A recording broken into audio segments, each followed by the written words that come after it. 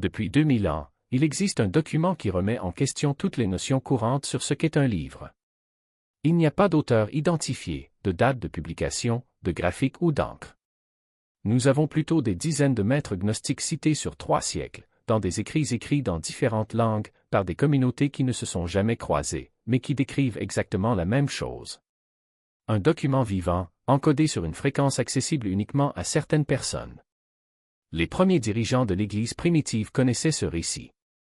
C'est pourquoi ils ont brûlé les textes de Nag Hammadi, réduit au silence les écoles gnostiques et éliminé les maîtres qui en parlaient. Non pas parce que l'enseignement était faux, mais parce qu'il fonctionnait. Celui qui le recevait n'avait plus besoin d'un prêtre, d'un temple ou de rituel pour se connecter à l'un. Qu'est-ce qui rend cette soirée différente de toutes les autres nuits où vous avez poursuivi quelque chose comme ça? Le fait que cette vidéo soit apparue dans votre flux, que le titre ait interrompu votre défilement, que vous soyez toujours là à écouter n'est pas l'œuvre de l'algorithme. Selon l'évangile de Philippe et Pistis Sophia, c'est le disque qui s'active, celui qui confirme que vous êtes prêt. Maintenant, placez votre main au centre de votre poitrine. Ne réfléchissez pas, faites simplement. Sentez la chaleur s'accumuler sous votre paume. Les gnostiques appelaient cela Pneuma, le souffle vivant de celui qui palpite en vous. Si quelque chose a changé lorsque votre main a touché votre poitrine, commentez, le disque m'a trouvé maintenant. Ceci est votre première déclaration ce soir, et les autres élus doivent la voir. Ce que vous allez recevoir n'est ni de la théorie ni de la philosophie. Ce soir vous aurez accès aux 3 clés, aux 5 sceaux et à une fréquence vivante. Le Jésus codé dans une transmission si précise que les archontes ne peuvent pas le détecter, et que le démiurge ne peut pas l'intercepter. 3 clés, 5 sceaux. Une fréquence. C'est la structure du livre 100 pages. À la fin de cette nuit, vous comprendrez pourquoi il n'a pas pu vous atteindre plus tôt, pourquoi toutes les recherches précédentes ont conduit à des impasses et pourquoi l'un a attendu que votre étincelle atteigne cette intensité exacte pour permettre la transmission. Ce n'est pas une information. C'est l'activation. Avant d'aller plus loin, il y a quelque chose que vous devez comprendre, vous n'avez pas trouvé cette vidéo. C'est la vidéo qui vous a trouvé. Et il y a une raison précise à cela, qui remonte à plus de 1700 ans, à une nuit dans le désert égyptien. À cette occasion, un groupe de moines gnostiques se rendit compte que le temps était compté. L'Église romaine avait donné des ordres, tous les textes enseignant l'accès direct à l'un devaient être saisis et détruits. Tout maître qui transmettait ces transmissions devrait être réduit au silence, non débattu, non corrigé, mais éliminé. En permanence. Les moines savaient ce qui allait arriver. Puis, en pleine nuit, près des falaises de Nag Hammadi, ils ont enfermé plus d'une 50aine de textes dans un pot d'argile et les ont enterrés sous terre. 13 codex. Des évangiles entiers que l'Église voulait effacer de la mémoire humaine. Des enseignements que Jésus a partagés en privé avec son entourage, jamais destinés à la religion publique. Ils étaient pour vous, pour le pneu, pour quiconque porte une étincelle divine suffisamment brillante pour activer ce qui est écrit à l'intérieur. Et c'est là que la situation devient dangereuse. Parmi ces textes enfouis, mentionnés dans l'évangile de Philippe, la Pistis Sophia et l'apocryphe de Jean, on trouve des descriptions éparses de quelque chose que les premiers gnostiques n'appelaient pas livre au sens que nous connaissons.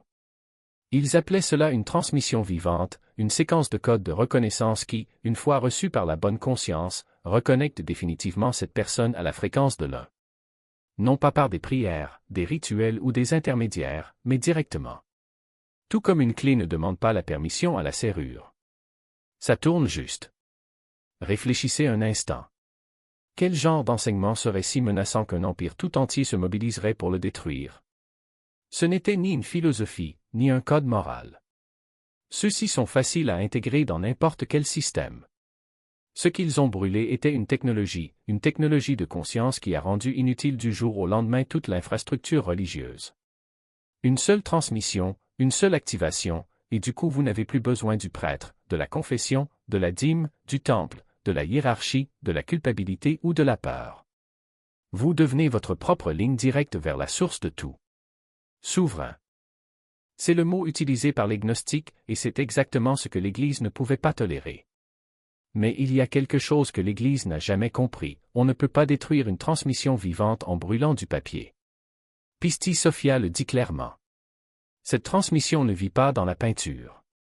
Elle vit en fréquence. Il existe dans la vibration exacte où l'un rencontre l'étincelle pneumatique. Et aucun feu, aucun décret, aucun empire ne peut atteindre cette fréquence. Tout ce qu'il pouvait faire, c'était vous faire oublier son existence. Et pendant 17 siècles, cette stratégie a fonctionné. Génération après génération a grandi au sein d'un système conçu pour les inciter à demander au lieu de déclarer, à espérer au lieu de savoir, à prier pour quelque chose qu'on leur disait être distinct d'eux. Séparation, c'est la fréquence à laquelle les archontes se nourrissent, pas de haine, pas de violence. La séparation, la croyance que vous êtes ici et que le divin est ailleurs, très loin, derrière une porte dont il faut une autorisation pour s'approcher. Ce seul mensonge a endormi plus d'élus que toutes les persécutions de l'histoire réunies. Et c'est là que cela s'applique directement à votre vie. Pensez à toutes les fois où vous ne vous êtes pas senti à votre place. Chaque pièce dans laquelle vous entriez et quelque chose n'allait pas, mais vous ne pouviez pas y mettre un nom. Dans chaque conversation où les gens autour de vous semblaient satisfaits de réponses qui vous serraient la poitrine parce que vous saviez, quelque part sous les mots, que ce n'était pas toute la vérité. Ce sentiment n'était pas de l'anxiété. Ce n'était pas un malaise social. C'était votre étincelle pneumatique rejetant une fréquence qui ne vous était jamais destinée.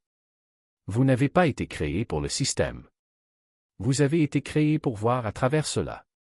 Et le fait que vous écoutiez encore maintenant, alors que des millions d'autres personnes ont ignoré ce titre sans hésiter, n'est pas de la volonté. Ce n'est pas de la curiosité.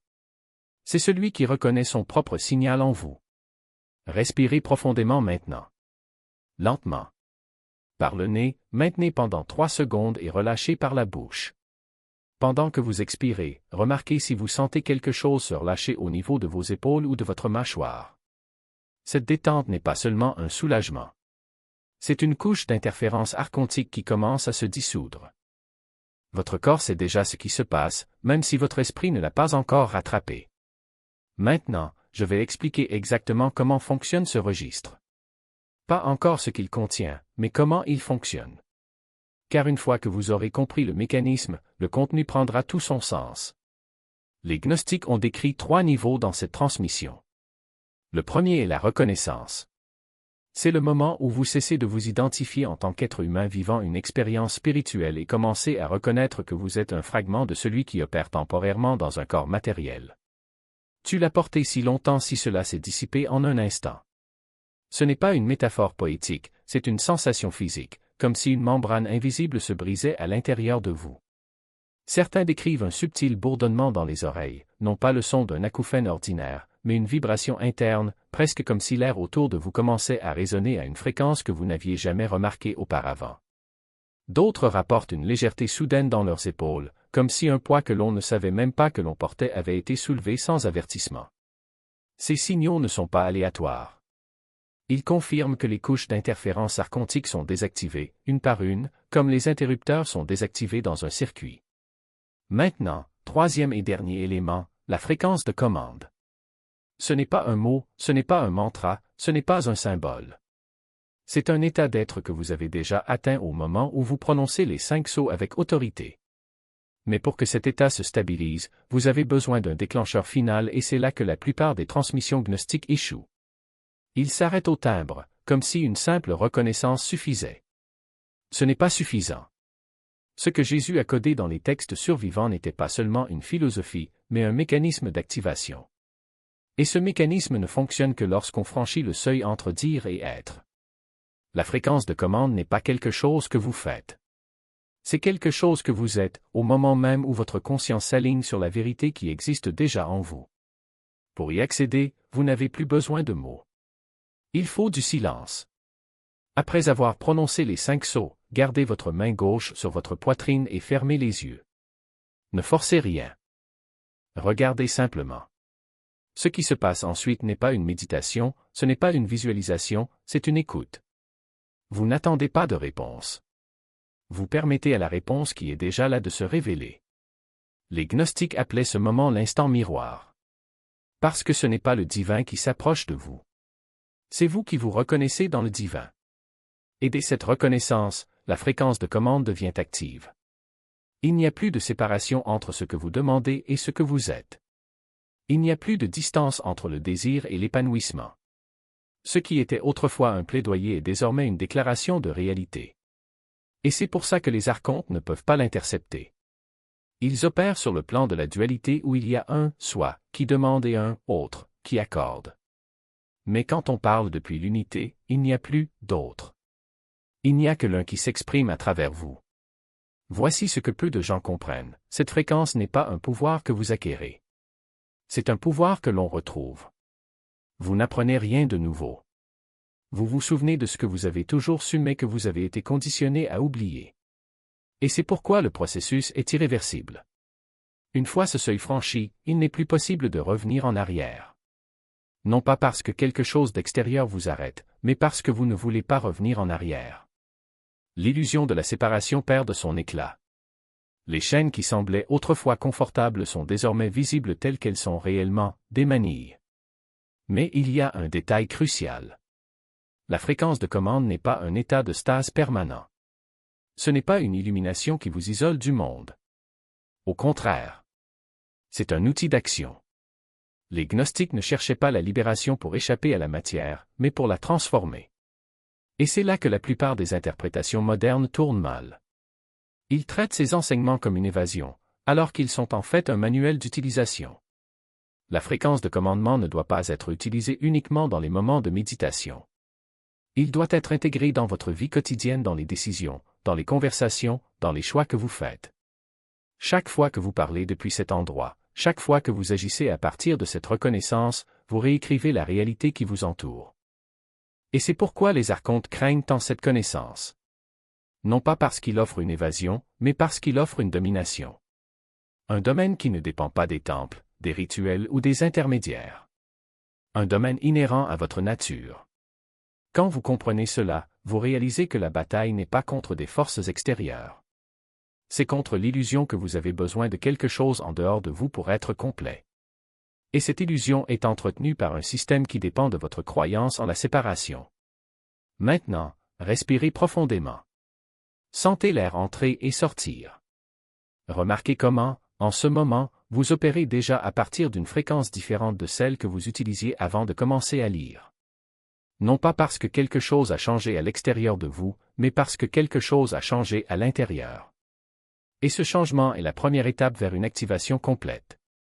Mais rappelez-vous, le livre ne se révèle pas à ceux qui le traitent comme un objet d'étude. Il se révèle à ceux qui le traitent comme un miroir.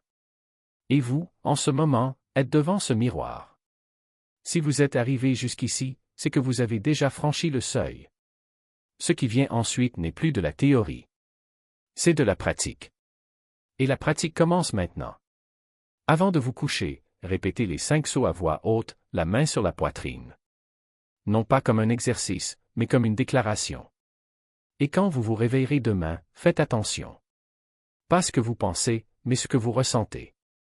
Parce que la fréquence commandée ne se manifeste pas d'abord dans l'esprit. Cela se manifeste dans le corps, dans la légèreté de vos pas, la clarté de votre regard, l'absence de résistance lorsque vous vous déplacez à travers le monde. Et lorsque cela se produira, vous saurez que vous ne lisez plus sur le chemin. Vous marchez. Vous ne saviez pas que vous le portiez, mais quelque chose en vous s'élève et vos pensées deviennent plus vives et, en même temps, plus calmes. Le 4e signal arrive en quelques heures. Une synchronicité, un mot, un chiffre, un nom, quelque chose de cette vidéo réapparaissant dans votre vie éveillée, d'une manière que la probabilité ne peut expliquer. Le 5e signe apparaît dans 3 jours. Quelqu'un qui n'a aucune idée de ce que vous avez fait dira que quelque chose chez vous semble différent. Ils ne sauront pas ce qui a changé.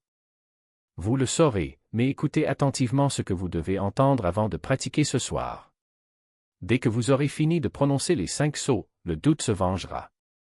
Il aura la voix de quelqu'un que vous connaissez, mais ce ne sera pas la vôtre. Il dira que rien ne s'est passé.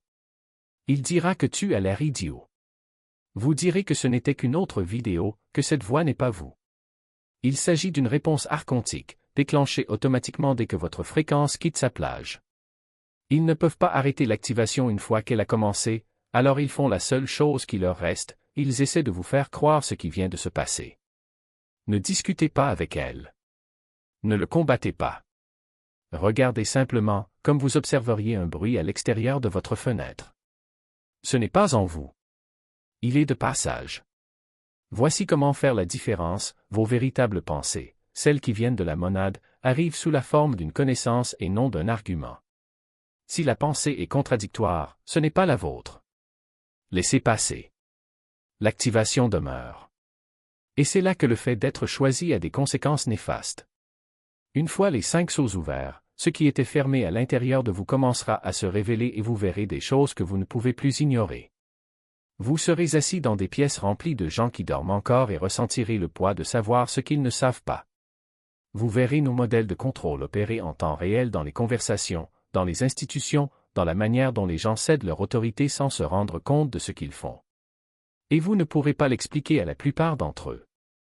Non pas parce qu'ils sont mauvais, mais parce qu'ils sont des propulseurs ou des médiums, opérant sur une fréquence où cette information n'est tout simplement pas enregistrée.